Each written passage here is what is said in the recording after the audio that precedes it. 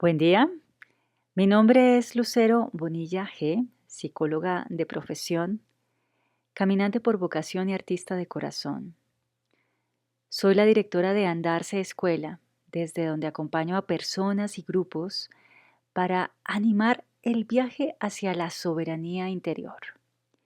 Quienes quieran mayor información pueden ir a la página web www.lucerobonillagdegato.wordpress.com. El título de este episodio es Ser o no ser. Muchos de nosotros somos hijos de familias donde no se tramitaban los conflictos que son necesarios y que son inevitables de manera oportuna y adecuada, sino con agresividad, con violencia o con evasión. O podemos ser hijos de familias de padres separados que hicieron de los hijos objetos de sus intereses en disputa. O podemos ser hijos de familias de padres presentes pero ausentes. Y estos tipos de familia no son algo excepcional como hemos querido pensar.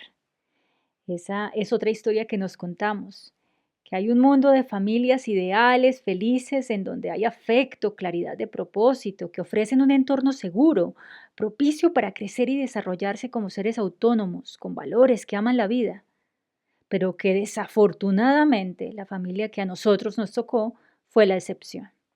No, lo que sabemos hoy es que justamente esta idealización de la familia ha contribuido de manera contundente a que se perpetúen y se presenten muy variadas formas de maltrato y abuso.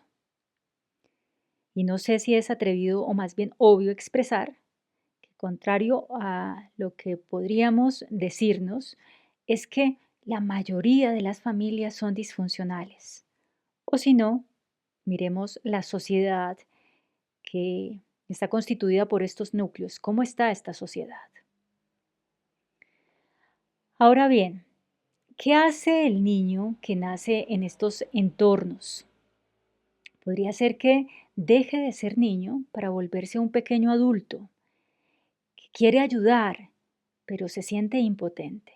Y eso duele. Así que de manera inconsciente va introyectando la frustración, los miedos, las preocupaciones de ese mundo adulto. Lo vuelve suyo, a su manera. Y por sobre todo esto va modelando una mirada particular de la vida. Y aunque por supuesto pudo haber momentos de alegría porque el niño es eso en medio de circunstancias a veces tan difíciles, es vitalidad.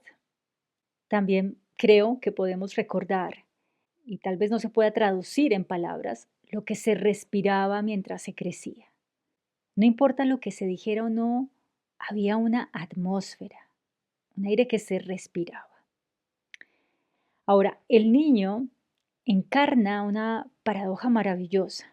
A pesar de su vulnerabilidad, de su fragilidad, su falta de criterio para poder discernir, tan receptivo a todo, en particular a lo que viene de sus padres, que acepta sin filtro, es al mismo tiempo poderoso, recursivo, valiente y pleno de potencial. Y sin importar lo complejo de la situación, el niño inconscientemente encuentra mecanismos que le permiten sobrevivir en estos entornos. Y eso está muy bien, porque si no se levantaran estas defensas, entonces sobrevendría el colapso por completo. El punto aquí es que a medida que se crece, uno puede quedarse viviendo bajo los mismos supuestos, creencias y valores aprendidos en estos entornos caóticos y se replican, los reproducimos y así seguimos generando los mismos resultados insatisfactorios, pensando que es mala suerte, sin darnos cuenta que lo que pasa es que seguimos usando las mismas armas, defensas, las mismas murallas de antaño. Y de ese modo vamos perpetuando el infierno en la tierra. En otras palabras, no nos asumimos, no asumimos la responsabilidad de nuestra propia vida. que puede expresarse como un dejarnos por fuera del plano o como esas personas que seguramente conocen que andan por la vida demandando lo que les quitaron, pidiéndole y exigiéndole a la vida que les devuelva lo que les quitaron y que solamente quieren tomar. Hasta que llega una situación límite y es ahí cuando cabe la posibilidad de hacernos la pregunta si nos asumiremos, si asumiremos la responsabilidad de nuestra propia vida o seguiremos maldiciendo y culpando al mundo que nos rodea. De esta elección depende si iniciamos o no el camino del héroe o heroína, que es el camino de la transformación, donde empezamos a revisar toda esta información que hemos recogido desde que estábamos en el vientre materno, sin saber si lo que se transmitía era verdadero o falso. Y fíjense que esta es una decisión individual. Y estas situaciones límites que generan dolor y sufrimiento, aunque inicialmente nos parezcan indeseables, en realidad nos están dando la oportunidad de iniciar una vida más plena y consciente, siguiendo la analogía del pájaro en la jaula que contaba en el episodio anterior. Estos momentos implican la posibilidad de pensarnos la salida de la jaula, que es confortable e inconfortable al mismo tiempo, porque todo es ahí conocido, lo cual ofrece seguridad, pero donde renunciamos a la libertad y no somos. El precio es alto. En mi experiencia personal y en la práctica, he encontrado que hay personas que suelen ser tremendamente responsables con las demandas externas, con los estudios, el trabajo, con unos otros, pero a veces proporcionalmente suelen ser irresponsables consigo mismos o consigo mismas. El yo queda en un segundo plano si es que aparece en el plano. Y se piensa que ese es el orden, en línea con lo que la cultura enseña, que para ser bueno y ganar el cielo, primero los otros y de últimas uno. Ojalá que quienes enseñaran esto lo practicaran, pero no, tal vez ellos sí conocen el orden y lo respetan. El caso es que esta idea nos ha llevado a evadir, reprimir, a negar nuestras necesidades auténticas, a las cuales sí nos corresponde responder a nosotros mismos, de las que sí somos responsables. Pero, como estamos ocupados salvando el mundo, nos frustramos tremendamente porque ese mundo, los otros, por quienes estamos dando la vida, no responden, no nos llenan, no nos hacen felices. Pero es que esa no es su responsabilidad. Hay que empezar por uno mismo, primero, para que sabiendo, entonces uno sí pueda aportar valor a los otros, dar a los otros.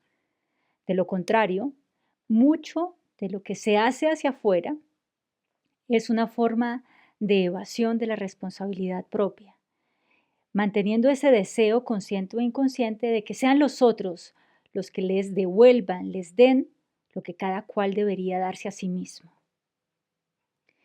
Y sé que eso puede ser muy confrontante, pero al menos valdría la pena preguntárselo. También sé que esto que estoy diciendo se puede tildar de egoísmo puro. Sin embargo, este principio fue expresado de manera contundente por Jesús. Ama a tu prójimo como a ti mismo.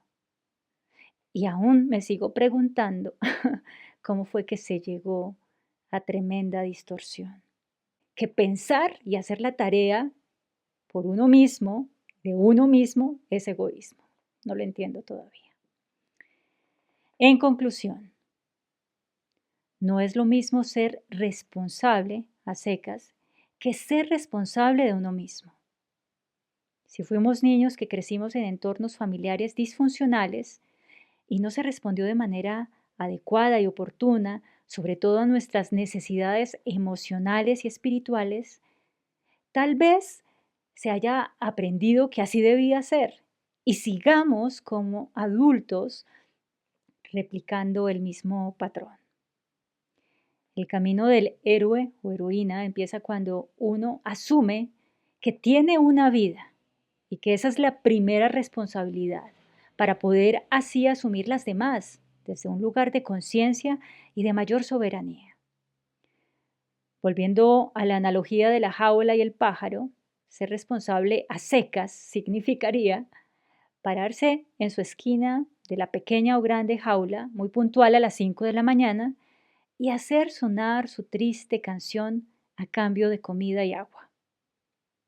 Pero hacerse responsable de sí mismo representaría darse cuenta que la puerta de la jaula siempre ha estado abierta y que lo que nos impide salir tal vez sean nuestros propios miedos, a afrontar lo desconocido, a crecer, y que tal vez esas aves que se ven volando a través de la ventana no son tan diferentes de las que están en la jaula, que como ellas también tienen alas. Y que si bien no se saben muchos cómo, es posible aprender si uno sale del nido, que ya es toda una tarea, porque al fin y al cabo es un nido. Y luego viene lo demás, salir al encuentro de lo inesperado, con el destino, sin culpar a nada ni a nadie. Y esto es muy importante, porque si bien aquellos pájaros de la jaula enseñaron la movida para sentirse cómodos e incómodos en la jaula, enseñaron lo que sabían y en línea con sus posibilidades mentales y materiales. Cumplieron su función. Pero ahora somos adultos y tenemos que cumplir con la que nos es propia. Ser o no ser. Esa es la cuestión. La pregunta con la cual los quiero dejar es, ¿somos responsables a secas o somos también responsables de sí mismos? Un abrazo con mi deseo porque vivamos una vida con plenitud. Gracias.